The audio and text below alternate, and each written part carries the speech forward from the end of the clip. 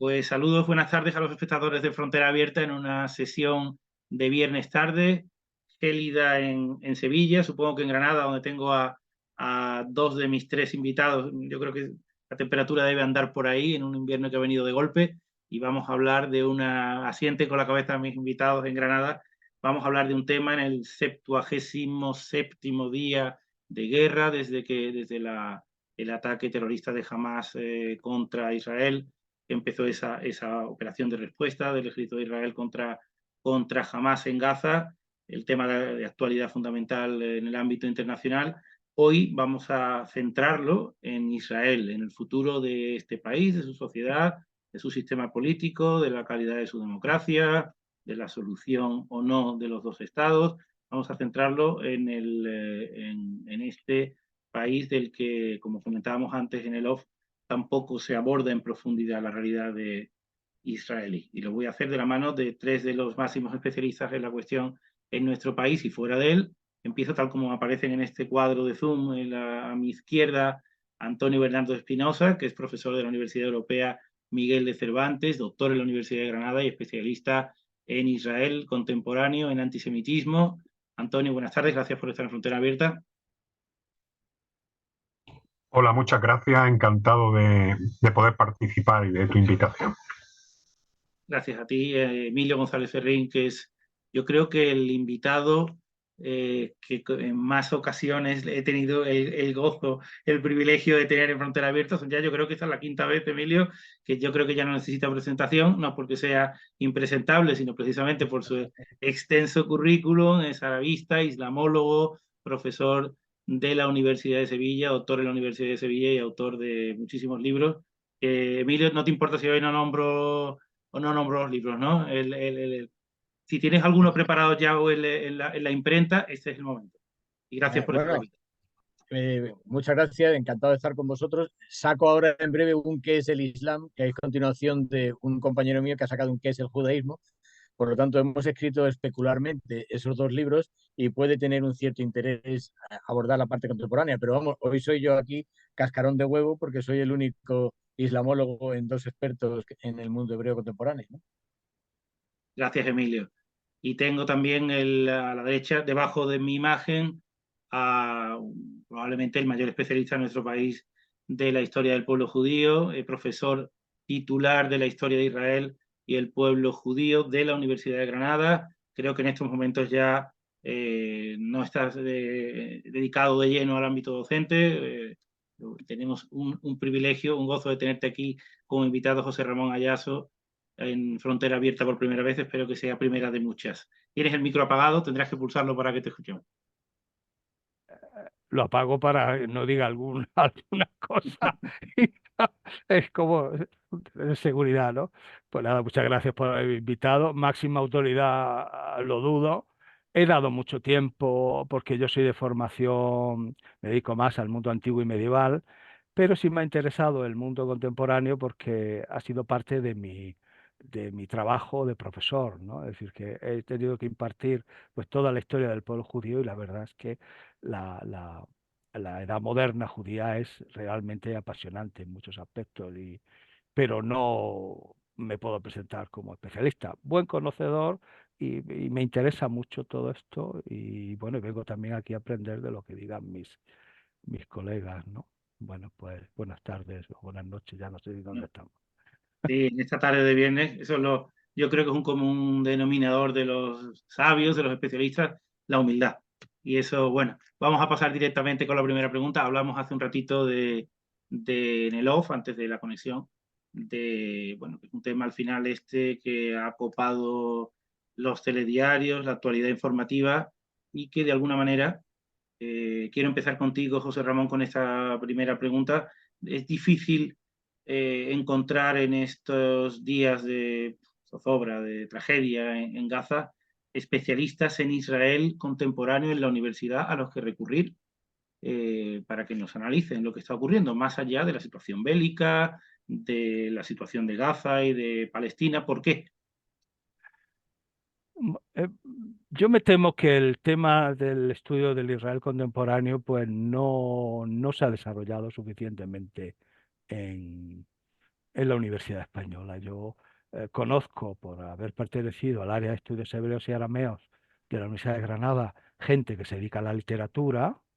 También conozco, bueno, ahí está Bernardo, pero está, por ejemplo, Alejandro Baer sobre antisemitismo, ¿vale? Pero en cuanto a la historia propiamente, historia de Israel, del Estado de Israel, pues no hay que yo conozca así.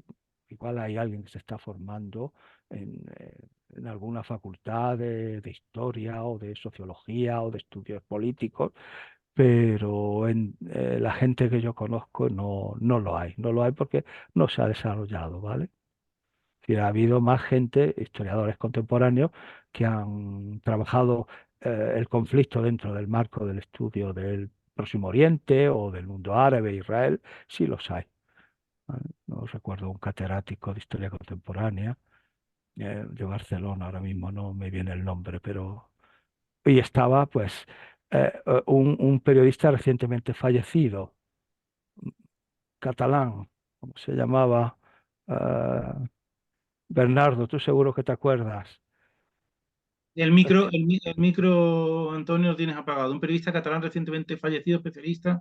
Y es Que, que, es que me pasa como a él, estoy viendo los textos, estoy viendo los escritos es y que murió hace tiene, una semana. claro, hace una Escasa. semana murió hoy no me sale, Oh, pero bueno, ya nos vendrá. da igual. Vendrá, Seguro. Pero que tiene un par vendrá, de ¿no? estudios sobre historia del Estado de Israel, antisemitismo, todo eso lo trabajó él. Es un personaje interesante, pero es una rara avis, ¿no? Es decir, Pero no habláis de Albiac, ¿no? no, Albiac no. Es que además hacía artículos, publicaba artículos en El País, en Sí. el país, y también fue expulsado del país por un asunto, porque él era nacionalista también y muy ligado al nacionalismo catalán, y entonces ahí lo fulminaron, ¿no? Y un personaje interesante, ¿no? Por la peculiaridad. Está pensando en el país, en temas de Israel. Hace tiempo ya murió, escribió La Casa de la Guerra. Miguel Ángel Bastenier era hispano-colombiano, pero no era, creo que, especialista en esta cuestión. Pero daremos con el nombre, no nos acordaremos. Seguro. Quizás, ¿por qué no? Os planteo la misma pregunta. Hablar de Israel, de especialista en Israel, en su sistema político, en su actualidad, en su economía, está visto en ciertos sectores como lo más próximo a la apología. Es esa la sospecha, ese es el problema. Por eso de que haya tan pocos especialistas que se presenten abiertamente. Emilio, no sé qué piensas sobre este tema. Yo, yo tengo ahí un sentido muy crítico de nuestra propia vida académica, ¿no?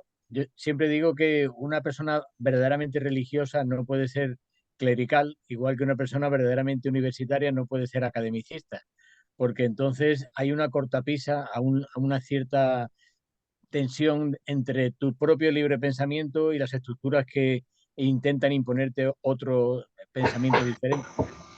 A mí me da la impresión de que en la universidad nuestra hay un miedo al pronunciamiento.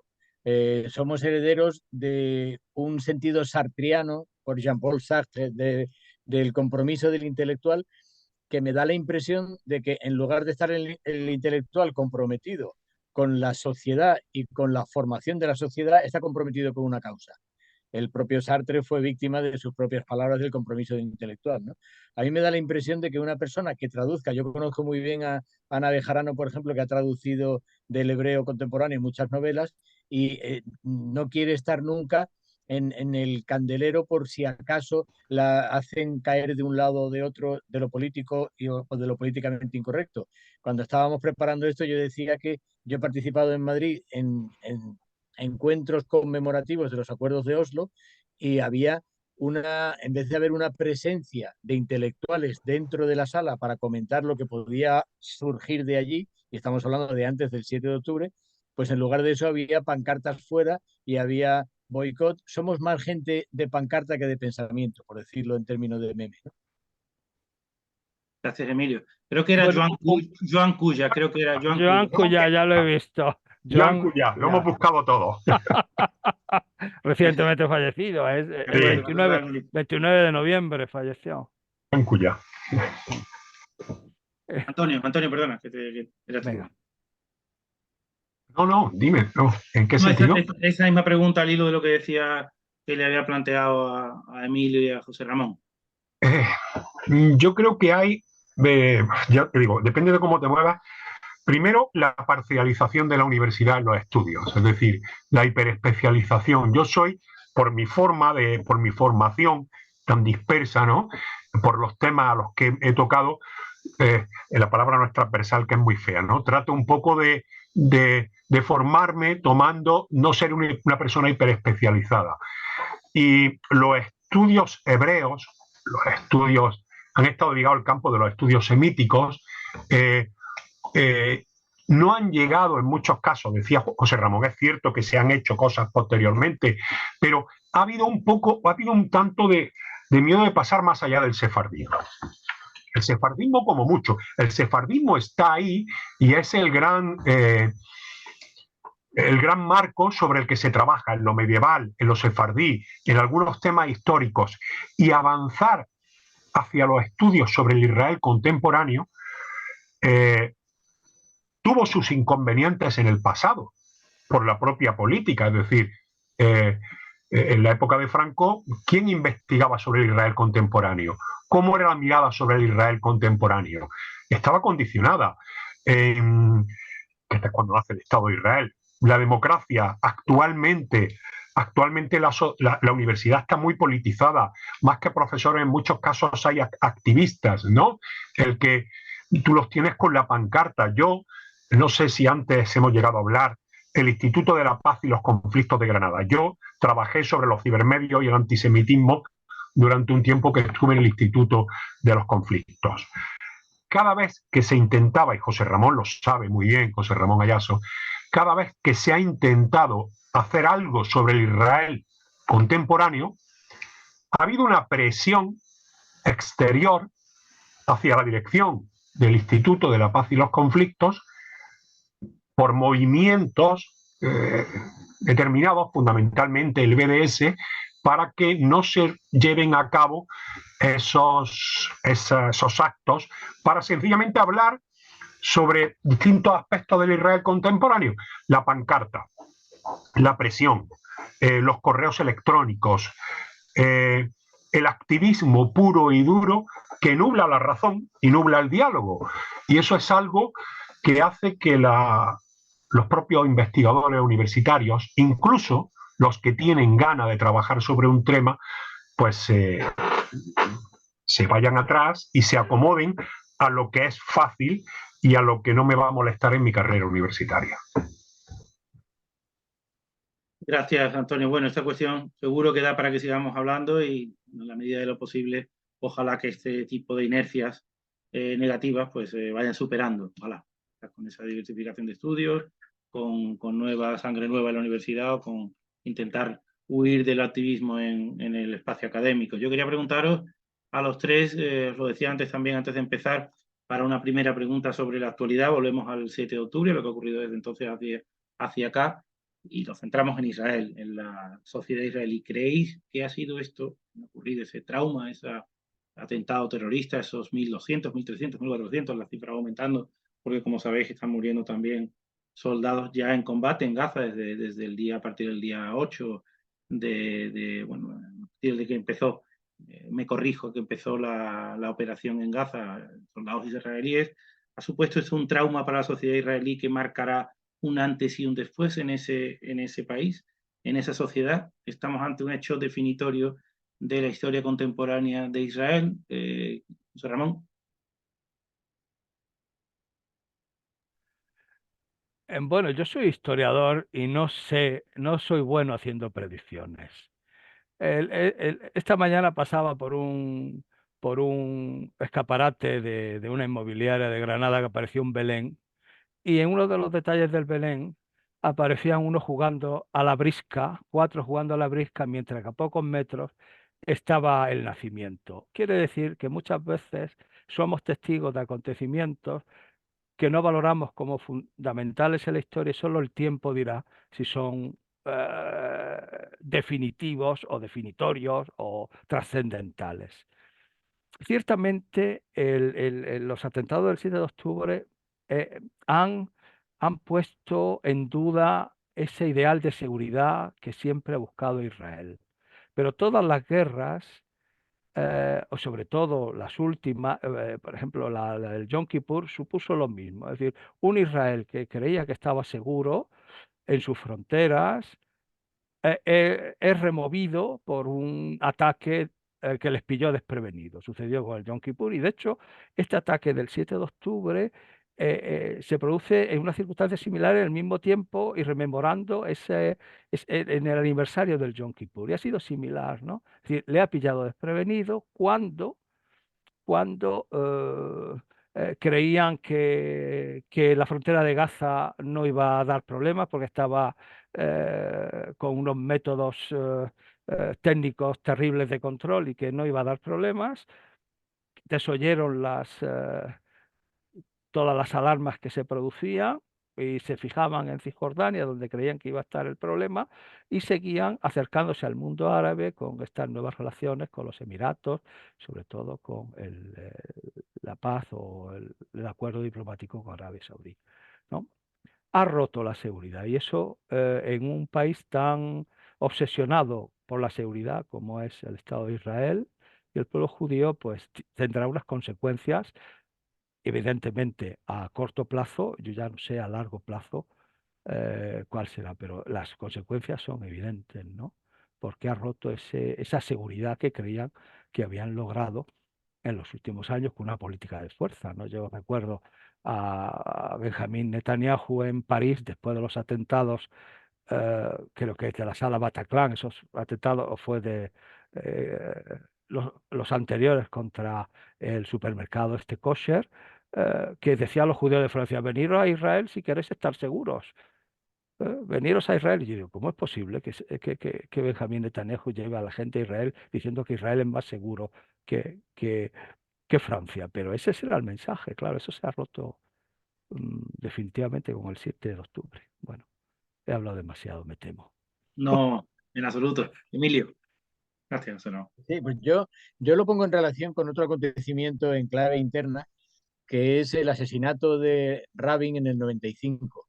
Son dos momentos en los que una sociedad que se presenta blindada se da cuenta de que tiene el mal muy cerca, tiene el mal dentro. En el caso de Isaac Rabin fue un shock emocional de una sociedad civil que se dio cuenta que desde ella misma surgía el terrorismo. Y en el caso de Gaza, pues como bien decía José Ramón, Gaza se había construido como si fuera el estercolero de Oriente Medio para en algún momento, porque había una presión política desde dentro, pero en cualquier momento decir, bueno, pues ahí tenéis Palestina, ¿no? Y ahora mismo eso, primero, políticamente ha roto esa posibilidad y segundo, lo que decía José Ramón, claro, hay una ficción desde la cinematográfica hasta la propaganda callejera de que estamos blindados, cualquier serie aparece un tipo del Mossad y te dan ganas de meterte debajo de la mesa porque sabes que es implacable y de pronto te das cuenta de que la seguridad en gran medida es una ficción, que quien va comprometido hacia algo, sobre todo si alguien no tiene nada que perder, es muy difícil estar blindado contra eso. Entonces, a mí lo que me preocupa es que la sociedad civil israelí, que estaba funcionando a la perfección, con unas medidas internas políticas de control a los poderes judiciales que se estaban haciendo, con una derechización ultra del gobierno y que la sociedad civil se estaba movilizando hacia un Israel abierto y estaba abriendo la mano también porque una población árabe en Cisjordania, yo ya tengo amigos allí que estaban diciendo yo prefiero un Tel Avivato a un califato, es decir, se estaba creando un puente, en este momento ese puente se ha roto. Aquí vuelve a tener razón Ignacio Álvarez Osorio en su libro El miedo a la paz. En el momento en que hay una probabilidad de algo en concreto, la gente de una amenaza externa es cuando se une. Y la sociedad civil israelí no es homogénea ni muchísimo menos. Y estaba teniendo una discusión interna de cierta fertilidad y eso ya no va a llegar a ninguna parte. Yo lo que confío también es que se haya acabado para siempre la ficción que en gran medida intelectualmente ha sido el detonante de estos atentados. No quiere decir que sea causa-efecto, pero sí era ya la última gota de un cierto hartazgo, la broma pesada de los acuerdos de Abraham. ¿Cómo es posible que se hagan unos acuerdos cuando el conflicto lo estás estableciendo tú con una población concreta de palestinos y estás haciendo un acuerdo con unos países que no tienen nada que ver con el conflicto en sí. Sería como firmar la paz de Ucrania entre Rusia, qué sé yo, Albania y Santiago de Chile, ¿no? Esa broma pesada de pensar que eso era la continuación de los acuerdos de Oslo ha hecho ver que diplomáticamente no había ninguna salida. La sociedad civil israelí se ha visto también en un callejón sin salida y me temo que estamos en un tiempo de catalización, ¿no? De a ver hacia dónde va esto. Gracias, Antonio. Yo no se puede predecir lo que puede pasar, ¿no? Puede pasar muchísimas cosas, pero que va a haber un antes y un después del 7 de octubre es evidente en la sociedad israelí. El trauma existe, no hay nada más que hablar con los amigos de Israel. Pensemos que hasta ese momento, hasta ese 7 de octubre, en el que se produce, hablan de pogromo, racia, lo que queremos, mueren 1.200 personas, casi todos miembros de poblaciones que están pegadas a Gaza, que no son votantes de Bibi Netanyahu ni del Likud, sino que la gran mayoría eran miembros de kibbutzim ligados a los movimientos pro paz y entendimiento. Es decir, 1.200 personas que son asesinadas de forma bárbara, ahora vemos los escenarios, de una población de ¿cuántos millones? 9 en total, creo recordar. 9 millones. Vamos a llevar esos porcentajes a otros países. ¿Cuántos murieron en las Torres Gemelas? ¿Cuántos murieron en Atocha? ¿Cuántos murieron en Londres? El trauma que supone esto para la sociedad israelí es muy, muy, muy gordo, porque ha roto bitajón, ha roto, como decía José Ramón, la sensación de seguridad, la sensación de Israel como hogar, refugio de los judíos, donde nunca volverán a ser masacrados. Estamos hablando del pensamiento que crea el Estado de Israel.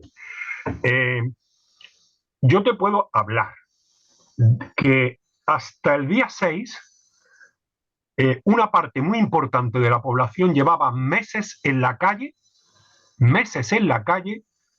protestando ante lo que sería lo que denominan el golpe de Bibi Netanyahu y de todo el grupo que rodea, que efectivamente está ligado a, aparte, luego hablaremos de la sociedad israelí, de la política israelí, aparte de Shas y todos aquellos grupos étnicos, a los grupos cajanistas de Smotrich y Ben-Gvir, que eso creó una tensión muy grande en la sociedad israelí. Y en toda esta gente que hasta el día anterior estaba posicionada tomando las calles frente al gobierno, se une en torno a ¿qué? A consensos operativos que siempre han existido en la sociedad israelí.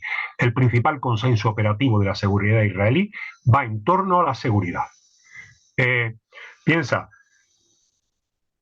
300.000 personas que estaban fuera de Israel pidieron reincorporarse, que normalmente cuando se produce un conflicto, la gente huye del país. En este caso, los israelíes que habían fuera piden volver a Israel. ¿Por qué? Porque hay una sociedad muy solidaria, no estoy hablando de gobierno, sino una sociedad muy solidaria en momentos de crisis. Los reservistas fueron todos a combatir. Todos los reservistas han ido a combatir. Los hermanos de sangre que se llamaban, que eran reservistas de unidades de combate que se estaban manifestando frente a Bibi Netanyahu y a toda su coalición, fundamentalmente Smotrich, Ben-Gvir, toda esta gente cajanista, se han incorporado al ejército. Cuando tú hablas con las personas, como yo hablo con mis amigos, que son gente de Meretz, imaginar Meretz, que estamos hablando de la izquierda pacifista, ¿no? Todos dicen, es que ahora tenemos que defendernos. La idea que hay en Israel, la idea de la sociedad israelí, la cohesión de la sociedad israelí ante el peligro, ante la seguridad, en estos momentos es muy grande. Es muy grande.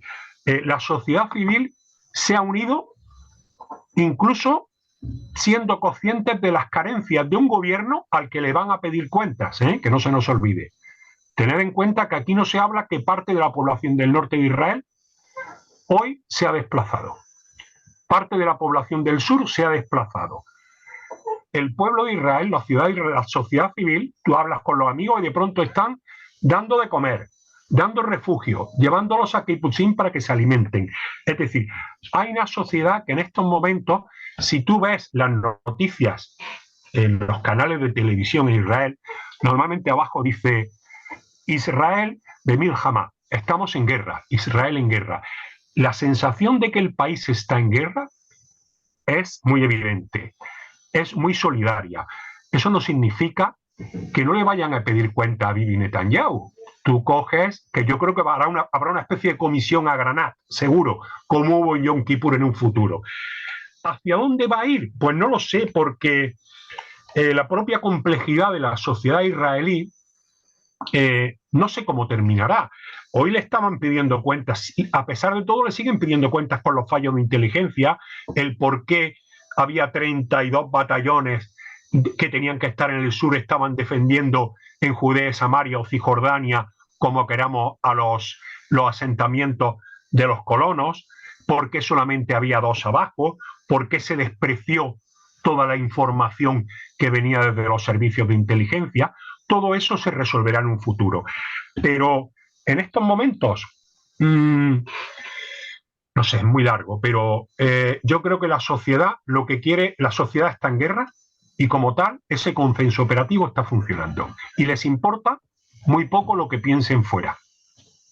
En ese consenso en torno al Estado, parece que también están las poblaciones árabes israelíes. Correcto. Es curioso cómo árabes israelíes, que aquí no se habla, drusos, árabes israelíes, cristianos, musulmanes, beduinos, que no se nos olvide que ellos han encontrado algo. Los que murieron no eran solamente judíos, murieron árabes israelíes. Y eso ha hecho que contamos con los 3 millones de israelíes judíos, árabes y judíos, que ese es otro tema, que parece que por ser judío uno ya no es árabe, cuando hay 3 millones de israelíes.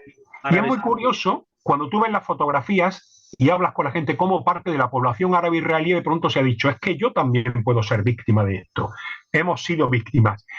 Y se han cerrado, es una sociedad que la israelí, ¿no?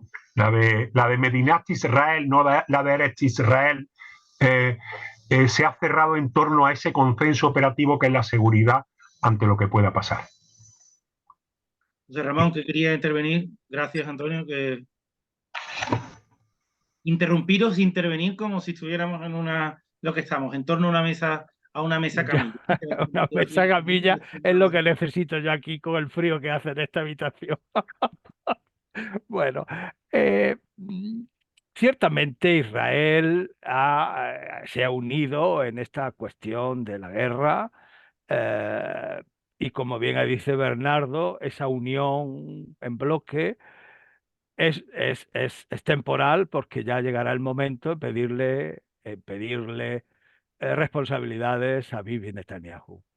Bibi Netanyahu sabe que su carrera política está acabada y que cuando acabe todo esto, él, él pasará por esa investigación de sus responsabilidades, porque fue en buena parte responsabilidad suya, ¿no?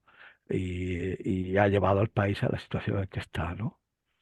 Eso es cierto, ¿no? Yo no sé si, eh, ya vuelvo a insistir en la cuestión de la obsesión de la seguridad, de los miedos históricos, de esta psicología especial que tiene el pueblo judío, producto de una historia muy complicada. Y también otra cuestión que es no es, aparte del sentimiento de soledad, es el que no quieren depender de terceros a la hora de la defensa, quieren hacerlo por su cuenta, lo que en algún caso yo creo que es un error, ¿no? Es decir, esta idea de que nosotros por nuestras propias fuerzas, solo nosotros, eh, no dejarse delegar, no, no, no confiarse en otros estados, es un error, pero así es. Entonces, por un lado, miedo, por otro lado, soledad, y después una psicología especial que estos atentados del 7 de octubre ha despertado los demonios de los pogromos, rusos, del Holocausto. Todas esas imágenes han circulado por ahí, reales o ficticias, pero sí vividas, muy vividas, entre todos los habitantes de Israel, que en muy buena parte, si no la mayoría, son descendientes de supervivientes del Holocausto, ¿no? Es decir, que el Estado de Israel es el Estado realmente de los supervivientes del Holocausto. Claro, Emilio. esa es la narrativa que yo creo que también va a tener un problema en el futuro, ¿no? Eh, el planteamiento historicista del pueblo judío, como si desde las diáspora, una diáspora muy cuestionada históricamente, hasta el Estado de Israel, pasando por los pogromos y el Holocausto, pensar que hay un esencialismo de ser judío es lo que ha llevado precisamente a esa psicología que citabas antes del pueblo judío, ¿no? Yo pensaba cuando estaba planteándome, no sabía si íbamos a hablar de algún libro en concreto o yo quería citar alguno. Hay un libro que a mí me interesa mucho de, sobre precisamente cómo se forjan las identidades, de Jacob Lassner, el gran editor de Goitain. Yo pensaba que la imagen de Israel en el exterior no creo que le vaya a ayudar en absoluto en el futuro, ¿no?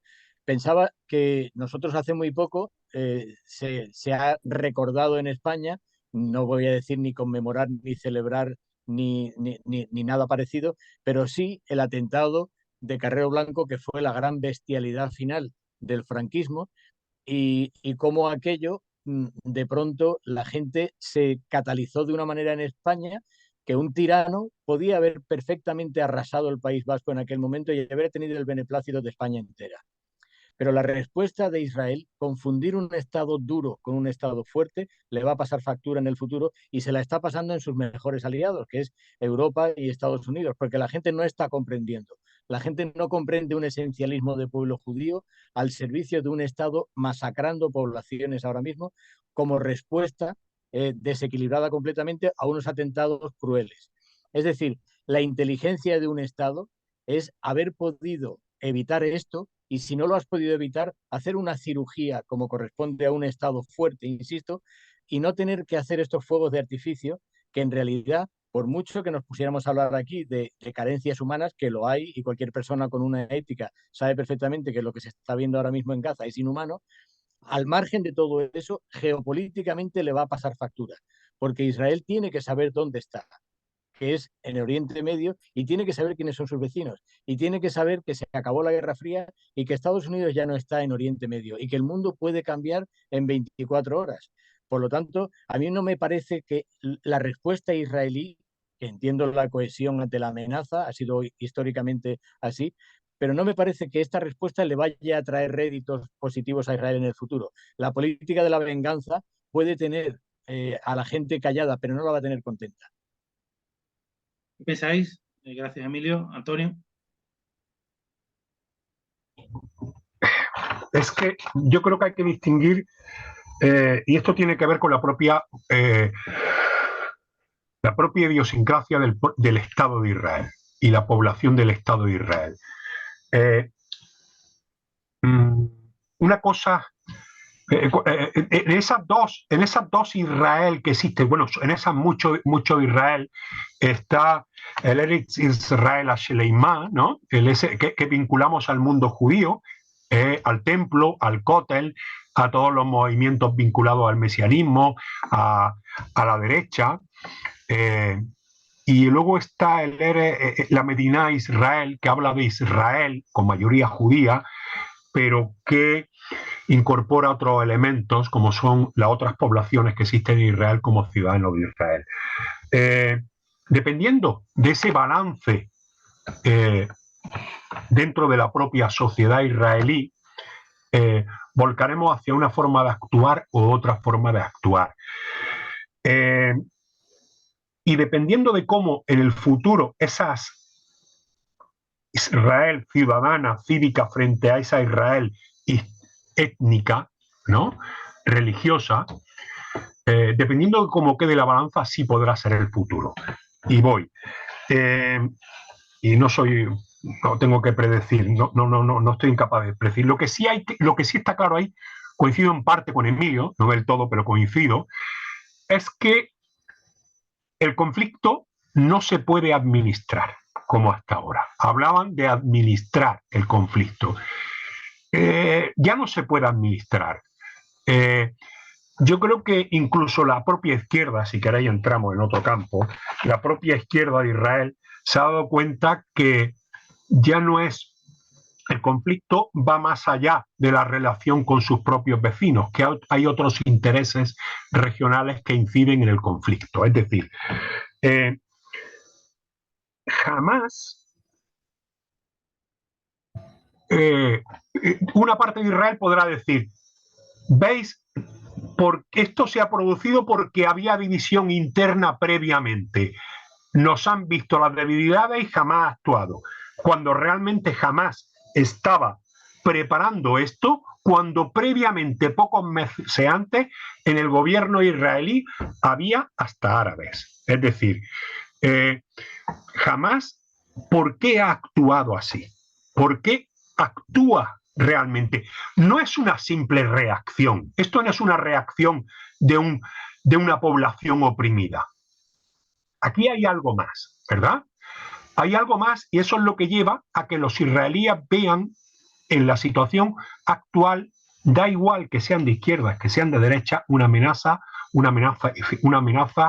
existencial. Es decir, ¿por qué jamás sabía que la reacción de Israel iba a ser brutal? ¿Por qué ha actuado así? ¿Por qué actúa así? ¿Por qué asesina? ¿Por qué crea ese pogrom, racia, lo que queramos llamarle? Porque no es un atentado terrorista. No estamos hablando de un atentado terrorista. Un atentado terrorista es irte al autobús 18 de Jerusalén y volarlo cuando pasa por la puerta de Mahané Yehuda. Esto es otra cosa. ¿Qué buscaba Hamás ahí? Y esto es lo que hace que los israelíes lo vean como una amenaza totalmente existencial. Por eso yo no me atrevo a decir nada. ¿Qué es lo que va a pasar en un futuro? Ni idea. Pero sé que esto va a cambiar. No lo sé. Para el propio Israel no sé a dónde llegará Israel. No sé cómo van a salir de ese trauma los israelíes. No lo sé, ¿no? No, estamos de acuerdo, Antonio, en que si en lugar de haber sido detenidos, ¿cuántas horas tardaron? Fueron muchas horas, ¿no? Los soldados israelíes en detener a este millar, 3.000, ¿no? Hasta 3.000 miembros de las brigadas de Hamas hubieran matado 1.200, hubieran tenido más tiempo, hubieran llegado más lejos, en vez de 1.200 habrían sido 12.000 o 30.000, es decir, habrían matado hasta donde hubieran podido. ¿Eso estamos de acuerdo? Porque se habla de esa cifra como si hubiera sido un atentado planificado contra 3 autobuses, sabiendo que ahí había 1.200 personas, pero probablemente 1.200 personas fueron las que pudieron matar. No sé qué pensáis. Yo pienso que hay una segunda parte en esa intervención terrorista, ¿no? Tú puedes cargar un fusil de asalto y ponerte un cinturón de munición y avanzar hasta que no te quede ninguna bala. Pero organizar tantas personas y organizar tantos secuestros requiere una infraestructura que es la que verdaderamente ha quebrado el betajón que decía antes Bernardo. La seguridad israelí ha sido un golpe con la mano abierta a la ficción de seguridad. La reacción brutal, también definida antes así, bestial por parte de Israel, a mí me da la impresión de que era lo que estaba buscando ese terrorismo. El terrorismo lo que busca es terror. Yo creo que primero está el terrorista y luego la causa. Yo soy de los principales críticos, sé perfectamente que Palestina estaba muerta cuando nació Hamas, porque crear un movimiento cuyas siglas Harakat al-Muqawama al-Islamiyya significan Movimiento para la Resistencia Islámica, y ya no tienes las siglas de Palestina en tu nombre, ya no estás pensando en Palestina. Eso está teledirigido por fuera, eso es un ariete de un integrismo islámico cancerígeno en el mundo árabe-islámico que se inoculó en Israel, que a Israel, a la población hebrea de Israel le vino muy bien porque dividía en dos a la población palestina, que lo catalizaba, decía antes también, que lo situaba en un cajón desastre que nunca fue Palestina, como es Gaza. Cualquiera que haya estado en Gaza hace 20, 30 años sabe que en Gaza se hablaba dialecto egipcio, no dialecto palestino, y que eso ha sido repoblado después para crear ahí una caja de zapatos de Palestina. Y ahora mismo yo creo que el gran error ha sido actuar de esta manera, porque acabar con Hamás es matar a la serpiente de Palestina. Pero si tú acabas con Hamás y no quieres hablar con la Autoridad Nacional Palestina, que eran los que realmente querían que se acabara con Hamás, Israel se va a equivocar en el futuro. Porque está muy bien que al público americano del centro de Estados Unidos, los rednecks, tú le digas que todo árabe es musulmán, todo palestino es Hamás, eso está muy bien, pero aquí estamos gente con cierta categoría intelectual. Ni Hamás es Palestina, ni Palestina es el mundo árabe. En Cisjordania hay una posibilidad de generar un Estado, pero ese es el Estado que no quiere Israel. Israel quería el cajón de zapatos abajo. Entonces, geopolíticamente, algo va a cambiar para siempre. O avanzas con tu brutalidad hasta cargarte también Cisjordania, porque los cisjordanos y Mahmoud Abbas está frotándose las manos en silencio, porque le están limpiando realmente de células cancerígenas la causa palestina. Lo que pasa es que a costa de niños palestinos. Por lo tanto, el coste internacional va a ser gravísimo para Israel aquí. Decía Winston Churchill que nunca debes molestar a tu enemigo cuando se está equivocando. Como a mí Israel no es mi enemigo, me temo que se está equivocando. Pero la política que está haciendo ahora mismo sí es mi enemiga, porque yo soy un hombre de principios y ahí ya no hay principios. En la venganza no hay principios. Eso es propio de estados bananeros. No puede ser un estado moderno actuando sin cirugía para acabar el terrorismo. Oh. Ramón. Ya hemos hablado de todo, ya me he perdido un poco, porque por eso ha salido un montón de cosas. Hemos salido, efectivamente. Vamos a ver, queda claro que ante los atentados o los ataques del 7 de octubre, la sociedad israelí, que era muy crítica con Netanyahu, se ha unido en torno a él temporalmente y que ha optado por una situación, por una reacción de fuerza. Me temo yo que desproporcionada, em, y que va a tener evidentemente consecuencias, y la está teniendo, y está teniendo consecuencias para Israel, cierto aislamiento y todos los avances que ha tenido de acercamiento a países árabes, pues se están deteniendo, ¿no? ¿Qué buscaba Hamás? Jamás buscaba eso. Jamás. Yo ahora, preparando algo, alguna idea, los extremistas se ayudan, se entienden. Y eso es el juego que está haciendo. Es decir, a Hamás le interesa una dirección, un gobierno ultra en Israel, lo mismo que a Israel le interesa una organización ultra en Gaza. Y cuando no es uno, es otro. Y cuando se produce algún avance en una dirección, el otro hace algo, un ataque del tipo que sea, y arrasa con cualquier acercamiento o cualquier posibilidad que tengan los sectores moderados. Es decir, los que están perdiendo todo esto, toda la guerra, tanto en Palestina como en Israel, son los sectores moderados, si es que queda alguno, si es que queda alguno dentro del territorio. En la diáspora palestina y en la diáspora judía los hay voces críticas, pero dentro es muy difícil encontrar, ¿no? Está acabando con esa moderación y no hay manera de parar esa espiral de violencia. Aquí tenemos que ver o analizar o pensar cómo se para esa espiral de violencia y quién es o tiene la suficiente valentía de pararla, ¿no? Por un lado, pues los palestinos en esa situación de absoluta dominación, humillación, pobreza, que es vivir en Gaza, que eso es el infierno en la tierra. eh, y por otro lado, un Estado de Israel, que bueno, que es un Estado muy poderoso militarmente, muy poderoso tecnológicamente, pero con unos traumas, yo no digo reales, pero sí vividos. Y entonces eso lo decía Shimon Peres, ¿no? Cuando se entrevistaba con Arafat, dice, tienen que entender que nosotros, o era David Grossman, igual era David Grossman, lo estoy yo mezclando todo, los israelíes son unos interlocutores difíciles, difíciles de llegar a un acuerdo, son gente difícil. ¿Eh? Porque tienen demasiado pasado, demasiada historia que está ahí actuando, ¿m? Construida, reconstruida, inoculada, enseñada en las escuelas, como sea, pero está ahí.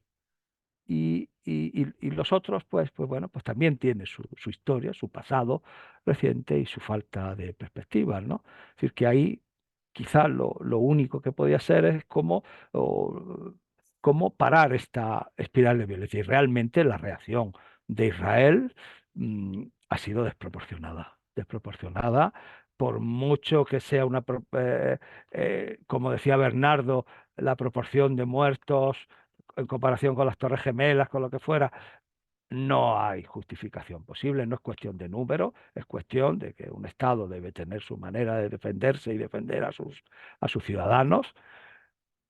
Y después, pues bueno, las repercusiones que va a tener a nivel internacional, pues esa guerra en Gaza. Vamos a ver cómo, cómo se desarrolla, ¿no? Bien, bueno. Yo quiero preguntaros si esa unión temporal, no sabemos hasta cuándo, en torno al gobierno de guerra presidido por Netanyahu, va a redundar en cuanto a la narrativa nacional, a un mayor esencialismo de Israel como el Estado de los judíos, o de alguna manera de aquí puede salir otra narrativa, la de la ciudadanía israelí, un Estado plural, un Estado diverso, un Estado multireligioso, multiétnico, en el que predomine la ciudadanía y que de alguna manera pueda ser eso base a que el día en el que se descarte definitivamente Cisjordania como territorio de un Estado palestino y desde el río Jordán al Mediterráneo a lo mejor solo quede un único territorio, haya que pensar en un Estado binacional, en un Estado en el que cada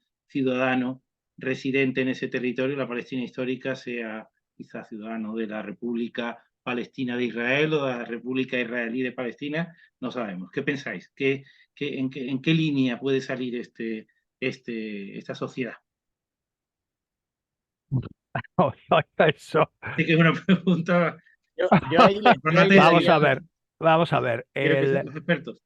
Yo me temo que antes de ser buenos conciudadanos, tendrían que aprender a ser buenos vecinos. Eso lo decía Amos Oz. Amos Oz lo decía, vamos a ir a los dos estados y si la cosa va bien, pues vamos a pensar en algo más. Él siempre tenía la imagen de esta Europa dividida, ensangrentada por las guerras de religión, que finalmente, después de que no hemos matado, rematado y recontramatado durante siglos, pues hemos llegado a la Unión Europea con todos los problemas que tiene. Entonces, ambos era así, dice, vamos a ver, no vayamos a pasarnos de buenos a la hora de fijarnos los objetivos. Quizá la máxima bondad es contraproducente, es como el Vizconde de Mediado. ¿M? Es decir, este cuento de Italo Calvino, de este vizconde que es partido por una bala de cañón y uno es muy, muy, muy, muy malo, una mitad es muy malo y la otra es muy, muy, muy bueno. Y ambos, el muy malo y el muy bueno, en sus extremismos, llevaron el mal al pueblo. Y solo cuando se juntaron, y ya no fueron ni tan buenos ni tan malos, llegó la paz. Entonces yo ahí, esta idea de un Estado binacional, tal como están las cosas en la actualidad, vamos, tenemos el ejemplo de Chipre. Chipre era binacional, mira cómo está Chipre. Cómo está Chipre desde que murió Macarios. Madre mía, el arzobispo Macario, me acordaba yo de chico. Que no. Es decir, vamos a aprender primero, si es posible. Lo que pasa es que yo no sé si es posible ya la solución de los estados. Eso es otro Es que problema. ese ha sido, mira, decía Abba Eban, decía de los palestinos que nunca pierden la oportunidad de perder la oportunidad. Y yo creo que eso hoy ha sido aplicable a Israel. Llevan 10, 15 años que no pierden la oportunidad de perder la oportunidad. Yo recuerdo que había una opción de un cierto arabismo israelí interesantísimo. Recuerdo el momento álgido en que Emil Habibi, escritor palestino-israelí, ganaba el Premio Nacional de Literatura escribiendo en árabe, casado con una israelí judía comunista de una izquierda Meretz interesante. Se empezaba a hablar de el rap israelí Mizrahi, que era en árabe. El israelí de Ben Yehuda en Jerusalén se iba a tomar la cerveza al barrio árabe porque allí es donde escuchaba aquella música Mizrahi. Inmediatamente después vinieron las series Fauda, igualmente vistas por israelíes y palestinos, que por mucho que la trama sea favorable a un lado, se estaban viendo con una comprensión especular. Había escenas magníficas de esos israelíes hablando perfectamente palestino, bailando música de Kulthum y mirándose unos a otros diciendo al final quiénes somos quién, ¿no? Y la película, la serie Valley of Tears sobre el 73 y sobre cómo en los tanques israelíes estaba hablando árabe tunecino, árabe marroquí, que Amos Oz aprovechó y dijo en su momento que es verdad que se expulsó a muchos árabes para crear Israel, pero también vinieron otros muchos árabes. Y se estaba, porque la mayor parte de los judíos israelíes en aquel momento eran árabes. Por tanto, era un momento en que por primera vez se estaba terminando aquella dicotomía de judío, bueno, israelí, europeo, occidental, moro, malo, musulmán, terrorista. Se estaba terminando. Y ahora, como decía muy bien José Ramón, los extremos se tocan y entonces lo mejor que le venía a un régimen likudí de guerra era tener a Hamas haciendo el bestia, porque esos grupos son incapaces de fundamentarse políticamente y solamente pueden funcionar en estas encrucijadas de atentados. Es imposible que valorasen políticamente lo que estaban haciendo porque no tienen capacidad de valoración política. En Palestina se puede tener valoración política de determinados actores, pero no los que han perpetrado el atentado. Por lo tanto, sabiendo que esto es un atentado perfectamente limitado, Israel tenía que haber terminado ya esto, porque esto no es una guerra. Entiendo yo que la Hasbara israelí funciona muy bien y nos dan las noticias enlatadas y funciona por todo el mundo la denominación, pero ni esto es una guerra, ni es un conflicto árabo-israelí. Esto es un conflicto israelí ante unos atentados. Y lo que está haciendo en Gaza ya no es una guerra, porque no hay dos ejércitos. Eso lo sabe cualquier persona con dos dedos de frente y lo sabe también la población civil inteligente israelí, que insisto, no son los rednecks norteamericanos, que hace unos años, igual que ahora, esta amenaza de pronto ha unido y ha traído mucha gente de fuera y muchos reservistas, como decía antes Bernardo, pero hasta hace un momento había un problema interno que era ¿qué hacen tantos rabinos cobrando por rezar? Aquí vamos a dejarnos de tonterías, Israel es otra cosa aparte del sionismo. Había muchísima, y eso había una dicotomía interna interesante también, había muchísima insumisión y mucha gente que no quería hacer el servicio militar porque ya estaba generándose otra forma de ser israelí y de pronto esto va a volver otra vez al barranco originario del conflicto con la zona, ¿no? A mí me da la impresión de que si Israel es un Estado fuerte, y vuelvo a la dicotomía de antes ha demostrado muy bien que es un Estado duro. Bien, pues vamos a ver si es un Estado fuerte. Un Estado fuerte sabe dónde está geopolíticamente y mira hacia el futuro. Ahora mismo hay proyectos de federaciones, hay proyectos de un solo Estado incorporando ciertas autonomías, pero hoy por hoy la creación de un Estado palestino es un caos, es crear un Estado fallido. Podía haber sido hace unos años, pero ahora no. Se perdió esa oportunidad. Vale, estoy de acuerdo, me acuerdo a Mossoff, que decía, no, vamos a divorciarnos, repartimos el piso, esto para ti, esto para mí, es doloroso, recuerdo, ¿no? Fantástico, como siempre, a Mossoff, ¿no? Pero, vamos a ver, no creo, el problema es ahora quién dialoga, ¿vale? El problema es quién dialoga, quiénes son los que dialogan en una situación como la que hay en la actualidad. ¿Quién es Abu Mazen? Abu Mazen es el representante de la autoridad palestina, que como tú bien dices, le está viniendo muy bien que le limpien la era, porque le están limpiando la era.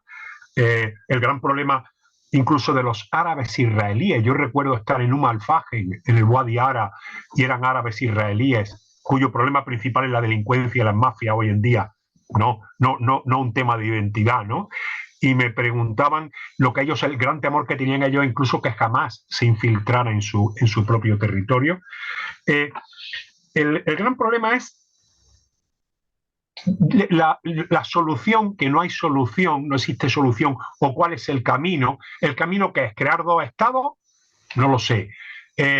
Crear un estado tutelado durante un tiempo, no lo sé. El Estado binacional, no creo en el Estado binacional, ¿no? No creo que pueda existir, no hay condiciones para un Estado binacional. Todo depende de esas dos, Uri Rand, ¿no? Uno de los sociólogos, aquellos de los posionistas israelíes, que aquí el posionismo lo entienden como como un bloque homogéneo y no tiene nada que ver, ¿no? No tiene nada que ver Avi Schlein con Benny Morris ni Uri Ram, ¿verdad?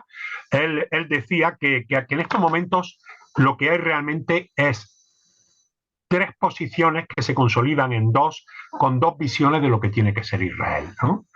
Dependiendo la Israel cívica y la Israel judía étnica, religiosa. La Israel cívica no es exclusivamente de izquierda, que no se nos olvide, ¿vale? Hablamos del Likud y vemos el Likud ahora como algo muy vinculado a la extrema derecha, pero que no se nos olvide tampoco que el Likud expulsó a los cajanistas del propio Israel, que ahora están en el gobierno de Bibi. Esa Israel cívica que habla de Medinat Israel, la Israel de los ciudadanos, que une el posionismo, las miradas posionistas o parte de las miradas posionistas y el sionismo clásico histórico, que no se nos olvide, parece que el sionismo es el gran problema. No, los sionismos, como decía, los sionismos son muchos, como decía Mossoff, se enfrentan al Eretz Israel Ashlimah, el Eretz Israel íntegra, ese Eretz Israel que es el Eretz Israel de los colonos, ese Eretz Israel judío, que no israelí y judío religioso, que es un neosionismo, ¿vale? Que es étnico y religioso, vario, múltiple, dependiendo de ese Israel que veamos en el futuro, así será la salida que tenga el propio Estado de Israel y la relación de Israel con sus vecinos. Es decir, no es lo mismo. Una cuestión que del sionismo se habla sobre todo fuera de Israel. Sí. Cualquier acción de Israel vinculada con el uso de la fuerza, inmediatamente fuera de Israel se vincula al sustantivo sionismo. Pero es que sionismo... Los líderes políticos israelíes no hablan de sionismo ya. Es que la gente que mataron en el Kibbutz Be'eri o en Nir Yitzhak o en Kfar Aza, eran gente de Meretz, eran sionistas, muchos de ellos de Hashomer Hatzair, se habían formado en Hashomer Hatzair. Ojo, Hashomer Hatzair, la joven guardia, la gente de izquierda, muy de izquierda, movimiento sionista, es decir, hay mucho sionismo. El sionismo como lo vemos desde fuera es un error, ¿no? No es lo mismo el sionismo racista, exclusivo, étnico, que puedan tener los cajanistas, ¿no? Al sionismo que puedan tener la gente de Meretz o la gente de Abodá. Ni tampoco los que tienen los del Likud. Es tan compleja la sociedad israelí, que además es una sociedad de aluvión que va cambiando conforme se van produciendo cambios en la propia composición de la sociedad. Es un error, ¿no? Ver a Israel como algo homogéneo, ¿no? La homogeneidad en Israel se crea solamente en casos de consenso operativo. Mientras tanto, no hay nada más que ver el Parlamento israelí y las coaliciones y los partidos, cómo van cambiando y cómo se van dividiendo. Es decir, el Likud de ahora no es el Likud de la época de Begin. Ojalá fuese el de la época de Begin. Pegaríamos todos saltos, ojalá. Abodá de ahora no es el Mapai de hace unos años.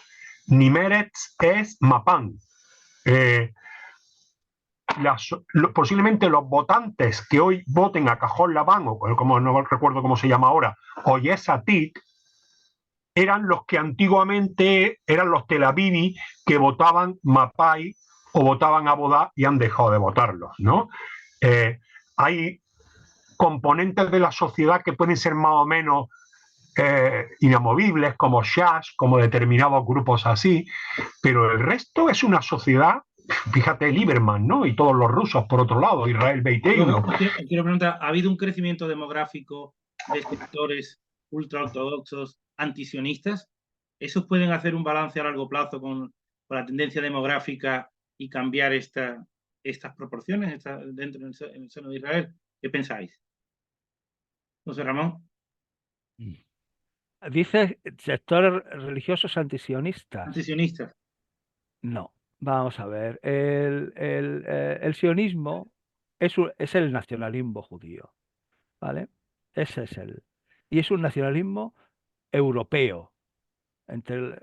Lo mismo que hubo un nacionalismo polaco, húngaro, checo, lo que se llamaban los nacionalismos de segunda generación, de aquellos pueblos que no lograron la determinación nacional en la primera generación de revoluciones liberales del año 30, que se creó Bélgica. Y entonces hay unos grupos que estaban entonces en grandes imperios, el imperio ruso, el imperio austrohúngaro, que querían su autodeterminación, como se produjo después de la Primera Guerra Mundial, y entre ellos está el nacionalismo judío. Entonces, lo bueno y lo malo que tiene el sionismo es lo bueno y lo malo que tiene el nacionalismo polaco. Y lo mismo que te encuentras nacionalistas polacos de izquierdas y más o menos o liberales, te encuentras ultranacionalistas polacos enormemente sanguinarios y violentos, como que después tomaron como modelo o fueron modelos del nacionalismo revisionista de Jabotinsky en su Legión Judía y cosas por el estilo. Es decir, que el sionismo es el nacionalismo judío. Nace como un movimiento laico, de manera que los religiosos en principio no les interesaba o se oponían a él. Pero ahora los sectores religiosos antisionistas, yo creo que están perdiendo fuerza, porque lo que se está creando ahora mismo es un poderosísimo sionismo religioso. Gente que son a la par religiosos y sionistas. Es lo que Shlomo Ben-Ammi denomina el sionismo mesiánico de los colonos, que han tomado, se han hecho con el Partido Nacional Religioso, que era un partido de los religiosos sionistas de toda la vida, que era muy moderado, y lo han convertido en la punta de lanza de la ultraderecha en Israel. Entonces, el problema no es que haya religiosos antisionistas, el problema es que hay religiosos ultrasionistas o ultrarreligiosos ultrasionistas que están dispuestos a hacer cualquier cosa y no dar una marcha atrás. Esa es la cuestión. Y que han cambiado el equilibrio y que ha llevado pues a esas coaliciones de Bibi Netanyahu cada vez más derechistas, porque los que van tomando protagonismo son estos sectores más ultras. ¿Vale?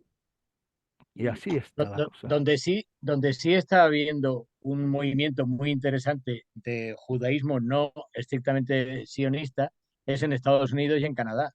Yo ahí sí está habiendo algo. Yo he participado y de hecho sigo perteneciendo porque murió el fundador, pero sigue existiendo el International Council for Middle East Studies de Washington.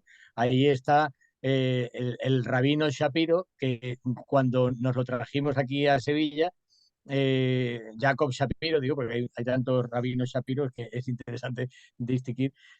Cuando lo trajimos a Sevilla, pues tenía 2 o 3 israelíes detrás siempre para ver lo que está diciendo este hombre, porque él lo que plantea es lo que decía José Ramón, es un mesianismo no asociado con un Estado hasta última hora, ¿no? Es un mesianismo de templo y final de los días. Por lo tanto, no era el religionismo judío no era estrictamente sionista. La cuestión es si Israel puede sobrellevar al sionismo y puede convertirse realmente en un Estado, porque la creación de un Estado en 1948, confesional prácticamente, también especularmente el Estado confesional de la India, el Estado confesional de Pakistán, aquello era un contrasentido hacia donde iba el mundo en aquel momento. Yo recuerdo en algunos congresos con mi amigo Guy Strumsa, que es un gran experto en relaciones interconfesionales, un gran historiador de las religiones, cuyo padre es el músico de Auschwitz en el cual se inspiran tantas películas, que el padre le dijo, pero ¿tú qué estás haciendo yéndote a la Universidad Hebrea de Jerusalén? Irse a Israel es romper, es darle la razón a Hitler, que él quería a todos los judíos en un gueto. Israel no puede ser el gueto del judaísmo mundial, tiene que poder haber judíos por todo el mundo. La respuesta de Europa no tuvo que ser aquella estupidez de generar artificialmente un Estado a menos que crees dos, porque un Estado no es una nación, un Estado es una estructura fría, mientras que la nación es una estructura caliente. Y la nación nace de abajo arriba y el Estado es una cuestión de darte un pasaporte y pagar una serie de impuestos. Y Europa lo sabía perfectamente en aquella época, pero se le solucionó un problema. En lugar de coger y en la sede del Reichstag crear la mayor sinagoga de Europa, que es como tenía que haber reaccionado Europa, se quitó el problema y lo alejó, ¿no? Yo creo que ese complejo que tiene Alemania ahora no es solamente por el Holocausto, es cómo reaccionó ante no saber funcionar Europa lo que fue el Holocausto, ¿no? Entonces, Israel lo que tiene que convertirse, y yo creo que estaba a punto de hacerse, es en una sociedad moderna, una sociedad liberal, una sociedad que no puede estar pensando en exclusividades filogenéticas asociadas con un relato larguísimo. Tengamos en cuenta que un relato siempre es una mentira. Nosotros, cada persona nace y le cuentan una historia y tú te consideras heredero de un pasado ancestral o no, pero tú eres la persona que es dueña de sus actos, ¿no? Y ya está bien de echarle las culpas o generar victimismo asociados a un pasado.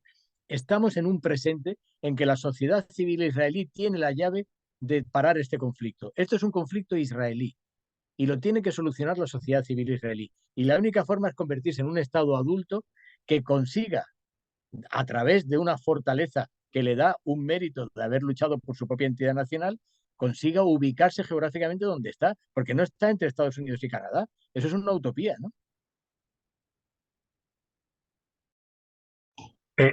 Yo de todas formas sigo pensando, es que no hay un sionismo, hay distintos tipos de sionismo. Es un nacionalismo, hay distintos tipos de sionismos. Y eso es clave, entender, marcar el sionismo como la diana es un error. Lo que hay, y esa ha sido la gran tragedia que ha sufrido la izquierda israelí, que se ha visto absolutamente huérfana de ayuda fuera de Israel, porque había una etiqueta que les decía sionistas, racistas, malos, ocupantes, toda esa narrativa que se ha creado en torno al sionismo, que hace que tengamos un velo que nos impide ver la complejidad de una sociedad israelí y que la miremos desde un punto de vista europeo sin ver las distintas complejidades, porque hablamos que el sionismo es un movimiento de origen europeo, nacionalista, es el nacionalismo israelí, que en un entorno oriental, ¿no? Con una población que va surgiendo luego con sus diferencias, ¿no? Entonces, primero, entender que hay distintos sionismos y que no pongamos al sionismo la etiqueta de culpable o enemigo, sino que veamos cuál es el sionismo al que hay que tener en cuenta. Amos Oz, Grossman, Alex Bey Joshua, Yoram Kaniuk, los más conocidos, ¿verdad? Que es un discurso que puede resultar a veces hasta duro para la izquierda europea, porque es un discurso real sobre el territorio, no es un discurso imaginado. Y luego, narrativas, estoy de acuerdo. Todo se va en torno a narrativas. La narrativa que se crea del Yishuv preestatal, que yo la he trabajado, la del Palmaja, la de Mapai, esa narrativa de crisol de cultura, ¿verdad?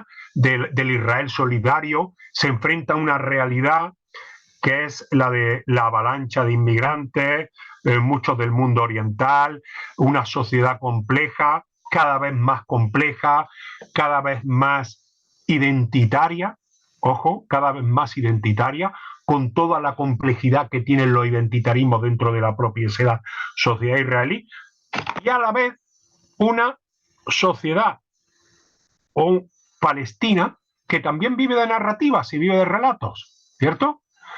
Y una sociedad europea que ve el conflicto a través de una narrativa que también se ha creado. Y ese es el problema, estamos viéndolo a través de narrativas. Y cuando construimos a través de narrativas, los cimientos nos fallan, ¿vale? Los cimientos nos fallan y chocan con la realidad. Yo creo que vamos a entender, por ejemplo, el concepto extrema derecha, pero ¿quiénes son los que votan a Shash? ¿Quiénes son los votantes del Likud? ¿Quiénes son los votantes del sionismo religioso? Ojo, son la gente más humilde. Ojo, ¿eh?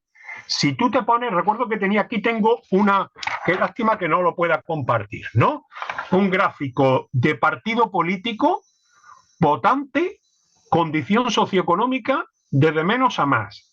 A la izquierda israelí a Meretz, a Cajol Laván, al Partido Laborista, a Bodá, incluso a Yesh Atid, lo vota la gente mejor situada económicamente. La gente que tiene unas rentas altas, la gente de la costa, la gente de Tel Aviv. Los que votan al sionismo religioso, que son la mayoría, son posiblemente los sectores más humildes. Fijaos, claro, tenemos una mirada de sectores humildes votan izquierda, sectores conservadores votan derecha. En Israel es todo lo contrario. En Israel, la izquierda ha desaparecido de Israel, los partidos de izquierda, que se llaman a sí mismos de izquierda. Mira, ayer leía a Shlomo Shutsky de Meretz, el de la Unión Mundial de Meretz, y decía, empezó a reconocer algo que ya en su momento en el Partido Laborista se dijo en el Abodá. Dice, posiblemente tengamos que pensar en que nuestro discurso es un discurso identitario. Le pasa como a la izquierda europea, ¿eh? Lo que pasa es que en Israel las modificaciones vienen antes. La izquierda en general ha derivado en muchos casos a discursos identitarios y han perdido una visión general. En Israel eso se ha acentuado. Es decir, la izquierda en Israel no está representada por los sectores más desfavorecidos. La izquierda en Israel ha estado ligada, aunque no del todo, a los sectores askenazíes, a los sectores que el resto considera privilegiados, y es una izquierda que ha olvidado lo social para refugiarse en los derechos y las identidades. Y eso, a la gran mayoría de la población que vota normalmente, es un voto tradicionalista o es un voto Likud, o como mucho fue Baita Yehudí, ¿no? O Yesh Atid en un caso, no, Yesh Atid no, pues no les interesa ese discurso. No les interesa ese discurso. Yo creo que la izquierda israelí tiene que modificar, porque, que yo llamé el 7 de octubre, a las 6:30 de la mañana, estaba whatsappeándome con un amigo que vive en el kibutz, que es de los que ha estado toda la vida partiéndose la cara a favor de los palestinos, ¿verdad? Con los de Gaza, y estaba encerrado en el Mamad. Le estaban atacando su kibutz y lo hirieron y mataron a su vecino. Y era gente que hoy en día se encuentra totalmente desorientada. Dice, ¿cómo nos ha podido ocurrir a nosotros que hemos luchado por la paz, que hemos luchado por la convivencia, cómo nos han masacrado a nosotros, en qué nos hemos equivocado, cómo somos minoría en un país? Eso ocurre. Entonces, yo creo que hay que dar una vuelta. Bernardo, yo creo que por eso cobra más vigor todavía la idea esa de que está perdiendo la oportunidad. Porque igual que Palestina, una Palestina sin Hamás podría prosperar mejor, un Israel sin lo que está ahora mismo gobernando podría prosperar mejor. Sin embargo, se está eliminando a esa sociedad civil proclive. ¿Y ahora qué va a pasar en el futuro? Decías antes con quién va a dialogar en Palestina, pero ¿con quién se va a poder dialogar en Israel? ¿Qué persona? El Meretz de hace unos años, Ehud Barak era un tipo que tenía una posibilidad de negociar con un interlocutor válido.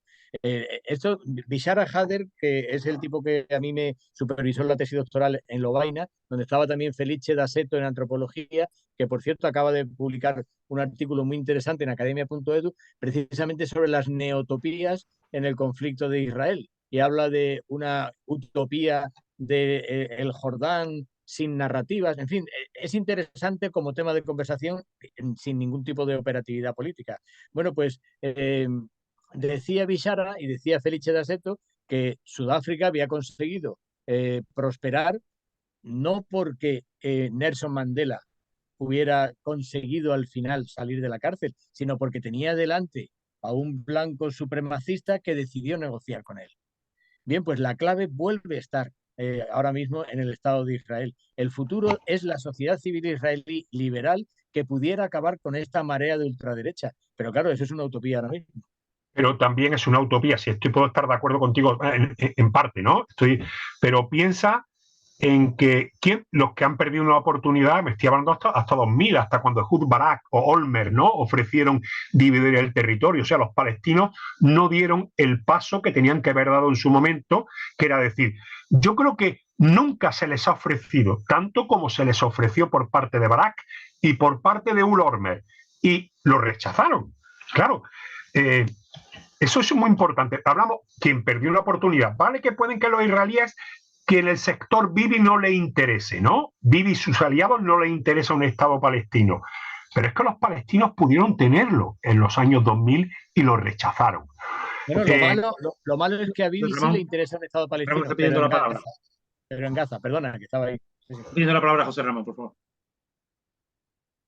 El micro. No, me creía que lo estaba... No, que estaba reaccionando porque se había hablado de muchas cosas. Y hay que olvidarse de quién puso más. Esto es como una relación a ver quién se equivocó más, quién puso más en esta relación y por qué ha ido mal. Es decir, efectivamente todos han hecho lo posible para que la cosa vaya mal y han perdido la oportunidad cuando han tenido la oportunidad de hacerlo. Tener la amplitud de miras, pero claro, ¿quién se pone a decirle a un pueblo, a un Estado en caliente después de una guerra o lo que sea, lo que tienes que hacer? Ahí está la cosa. Ese es el problema, ¿vale? Yo... es que habéis hablado de tantas cosas que ya es difícil de comprender. El Estado de Israel nació con muy buenas intenciones. La Declaración de Independencia del Estado de Israel es un ejemplar, es ejemplar en todos los sentidos. El Estado de Israel se define como un Estado que hay libertad religiosa, en que todos tienen los mismos derechos, es decir, que hay que leerse esa Declaración de Independencia porque es la idea que tenían los fundadores del Estado. Claro, ellos cuando pensaban en un Estado judío, obviamente no estaban pensando en el Estado judío como lo piensa Bibi Netanyahu o como lo piensan los colonos, ¿no? Eran gente laboristas fundamentalmente de izquierda, laicos, y lo estaban pensando de diferente manera. Esa era la cuestión. El Estado de Israel, por eso, no es que no sea liberal, el Estado de Israel es una democracia liberal en muchos sentidos, parlamentaria, que ha funcionado realmente bien a pesar de las circunstancias, que eso también hay que verlo, cuando se dice cuál es el futuro de Israel o cómo la deriva.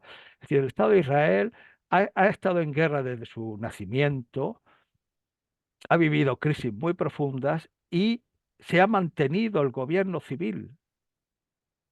Es decir, que no ha habido ninguna sonada militar, ningún golpe de ningún tipo, lo que demuestra la fortaleza de ese Estado.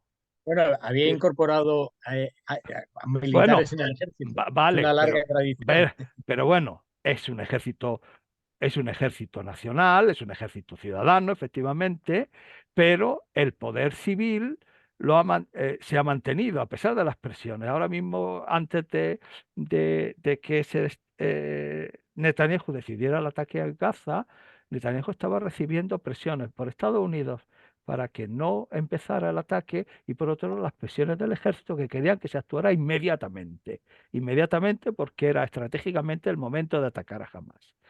Y eso se dio antes de la Guerra de los 6 días y se ha dado continuamente. Pero, sea como fuere, también es verdad, como tú decías, que se ha creado una figura que a nosotros nos puede resultar extraña, que es la del político que llega a la política con una excelente carrera militar y una lista de servicios, pero estaba ahí Itzhak Rabin, Ehud Barak, Gantz actualmente, es decir, gente que ha pasado y que ha tenido cargos en el ejército. Entonces, eso por un lado. Hablaba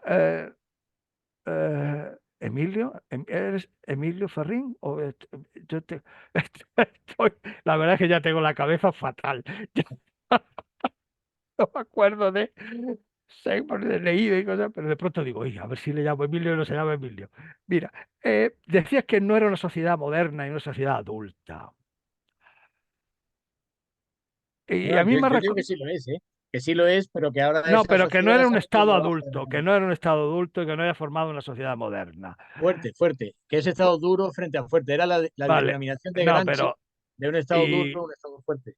y yo me acordaba de un artículo de Tony Judd, que apareció publicado en Clave de Razón Práctica, que se titulaba Israel, el Estado que no quiere madurar. Pero, claro, efectivamente hay aspectos que... Pero es que está en circunstancias, le han dejado madurar a ese Estado, le han dejado madurar las circunstancias que ha vivido. Es que, claro, así en frío podemos decir, es que bueno, es que no ha evolucionado.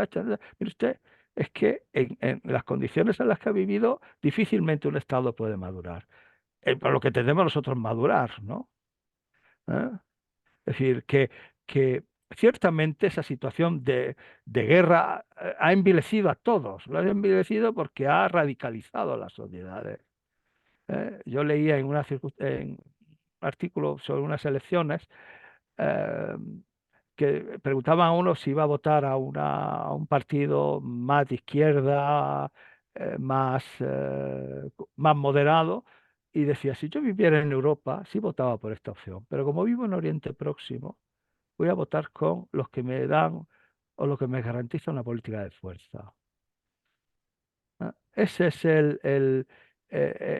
donde hay que explicar muchas veces el éxito de estos partidos ultranacionalistas que llevan en su programa pues esa política de fuerza em, que a buena parte del electorado ha convencido, claro. ¿Eh? Es que no estamos viviendo en un estado normal, ¿no? O que está en una situación normal, es que está en situación de guerra con los vecinos y siempre está con el peligro de que dice hay que expulsar a los judíos al otro lado del mar, es decir, que no tiene ni siquiera garantizado su supervivencia, es decir, no tiene carta de naturaleza por la razón que sea. Y ahí mm, las responsabilidades son múltiples, no solamente de los judíos israelíes, sino de los países árabes que siguen manteniendo esa retórica anti-israelí, antisionista. Yo creo que el gran salto que se dio en los acuerdos de Oslo de reconocer Palestina, el Estado de Israel, fue crucial. Ahí Israel podía haberlo aprovechado perfectamente. Ahí Israel tenía garantizada una seguridad que no tiene hoy día. Por lo tanto, aquí es todo remar en círculo sin que se sepa exactamente hacia dónde se va, ¿no? Pero frente a Irán, la propia existencia de Israel ya es un problema. No estamos hablando Eso de en Irán eso es pura retórica ante su dinámica interna. Irán no tiene ninguna... Es como lo de Hezbollah. Una de las grandes falacias enlatadas que nos llegaban desde otros sistemas, de otras agencias de información que no son las nuestras, porque cada vez tenemos menos gente desplegada por la zona. Tú eres una gran excepción de periodista que se mueve por las zonas, porque la mayor parte de la gente se suscribe y se lo dan enlatado, ¿no? Una de las grandes falacias era si Hezbollah estaba detrás de Hamas, si Irán estaba detrás de Hamas. Cualquiera que conozca Oriente Medio en media hora sabe que Hezbollah y Hamas son rivales completamente, que Irán no tiene absolutamente nada que ver con Irán, con Hamas, pero sí lo tiene que ver uno de los grandes mediadores que es Qatar y que habían aprovechado todas estas operaciones de los acuerdos de Abraham para limpiar su imagen, porque verdaderamente toda la financiación de Hamas venía del Golfo. Entonces, esa maniobra de dispersión de que Irán puede tener algo que ver con esto, Irán se está portando como un caballero en esta cuestión y Turquía también, que es uno de los grandes problemas. El otro día Shlomo Ben-Ami decía, si Hezbollah entra en el conflicto, esto va a ser el fin del mundo. Ya, amigo, pero no se va a salvar mucha gente en ese fin del mundo, porque Hezbollah sí es un ejército, no es Hamas. No es 4 desorejados, desarrapados completamente, inoculados con una ideología fatídica que no va a ninguna parte. Hezbollah es, tú lo conoces muy bien también, cualquiera que haya estado en el sur del Líbano, eso de que Hezbollah es una organización terrorista será para algunos países, pero desde luego funciona como una estructura militar, no paramilitar.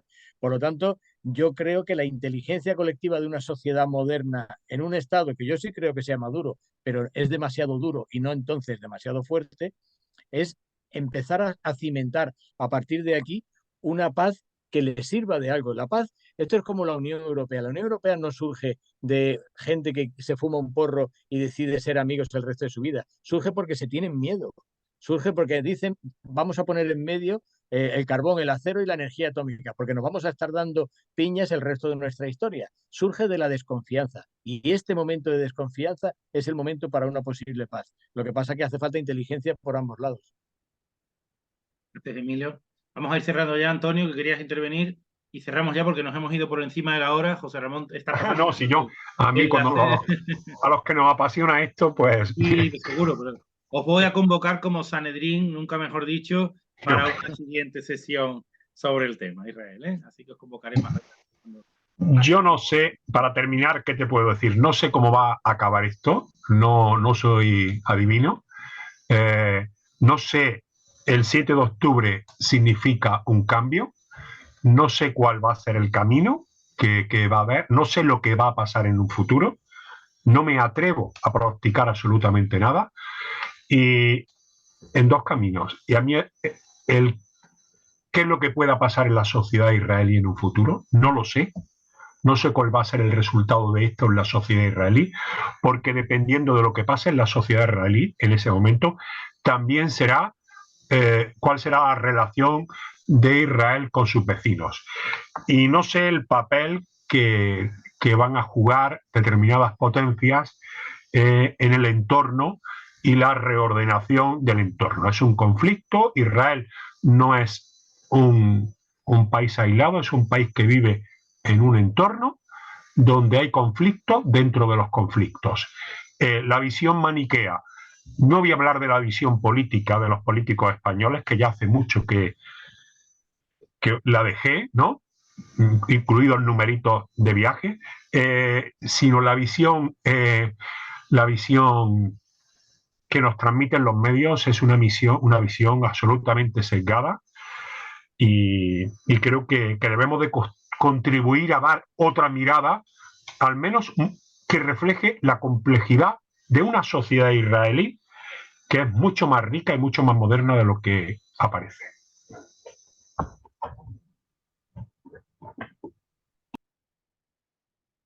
Apagado.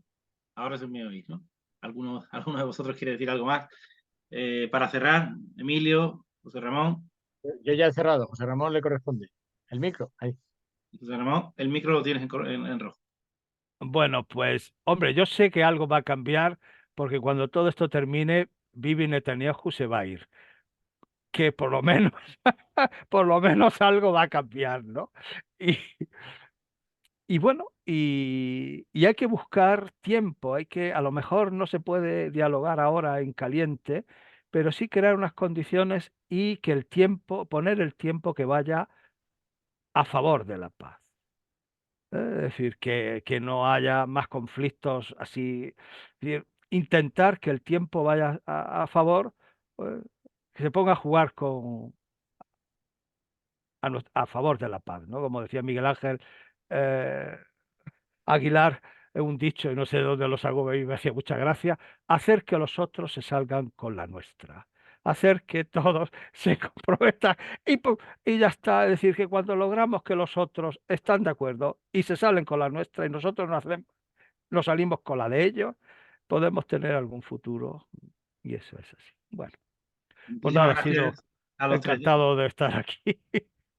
Os emplazo más pronto que tarde a que volvamos a hablar de este tema, porque se nos han quedado en el tintero inevitablemente muchísimos temas, muchísimos aspectos de la sociedad israelí. Además, como todo está in the making, seguro que pronto habrá novedades, esperemos que positivas para Israel, para los palestinos, para la zona, para la paz y para la democracia. Muchísimas gracias a los tres por estar aquí. Muchas gracias. Y que entren en calor pronto con una tacita de caldo o con lo que sea, y que nos vemos pronto. Gracias a los tres. Vale. Un placer. Buenas noches. José Ramón, Bernardo. Chao. Un placer. Adiós. Igualmente, Adiós. muchísimas gracias. Adiós. Vale, bye. Vamos.